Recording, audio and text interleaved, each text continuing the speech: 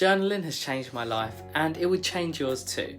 I've been journaling almost every day for the past year and a half, and this short video I'm just going to talk to you about why I got started doing it regularly, my specific process and my tips for journaling effectively and building the habit. So my previous experience journaling. When I was younger, I was a very anxious child, always overthinking like pretty much most teenagers I think, and I would write in a blank book in times where I was particularly stressed. There was literally no process to it at all. I just wrote whatever would come to my mind, and it actually seemed to really make me feel better because I just felt like I had this weight off my shoulders. So I definitely still had those memories with me when I decided to actually start doing it regularly. So even though my biggest problems back then were not being picked for my football team or accidentally turning my Xbox off when I was winning an Ultimate Team final on FIFA, yeah, I'm still not over it. Here's why I started doing it. So everyone in personal development talks about journaling, and it doesn't exactly seem like a controversial topic like NoFap or cold showers. Everybody just kind of agrees that it works. So I was also started to properly get into Stoicism at the time, and a big part of Stoicism, I always talk about it on here, is reflecting at the end of the day. Plus, as I've mentioned, I had my own positive experiences, so I thought I'd open up a Google Doc and give it a go each night before bed. So how do I do it? Well, at first I was doing way too much. I was giving myself like 10 questions to answer and it just became excessive.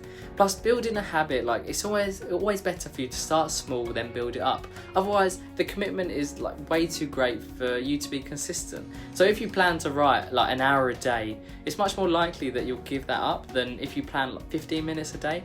So overall you end up writing more with the smaller time frame. So now it looks like this. So every evening, once all my main tasks are done, I open up a Google Doc. So apparently it's actually more effective to write with pen and paper, but I don't actually fancy the carpal tunnel pains and I've got pretty poor wrists. So anyway, I just write whatever comes to mind, and it can be complete gibberish or intricate analysis. There's no rules, but it's usually the former, to be honest. Sometimes it becomes like 2 pages, sometimes it's just a few lines.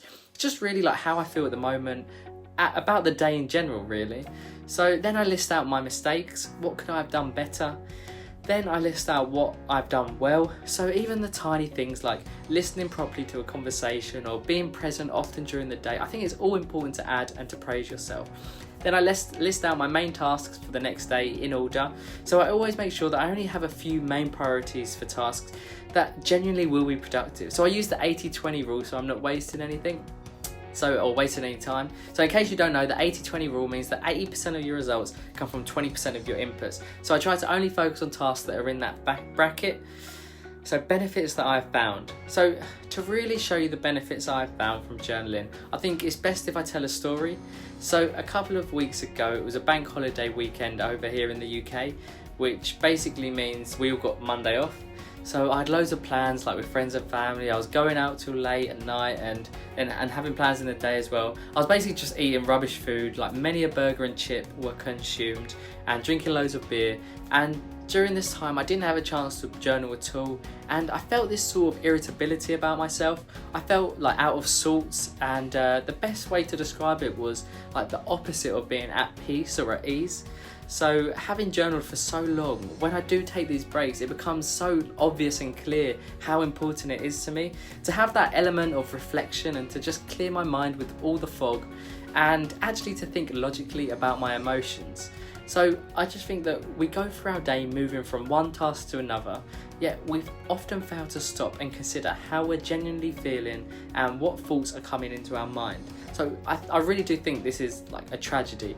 When something goes wrong with our health, we start analysing our diet and our routines. The same goes for if something goes wrong with our car, we start checking the oil or the tyres or taking it to the mechanics. Yet if we didn't wait for something to go wrong and we just consistently checked up on them throughout the day or throughout your week, it wouldn't be such a shock to the system when it breaks. So I think the same goes for our mental well-being.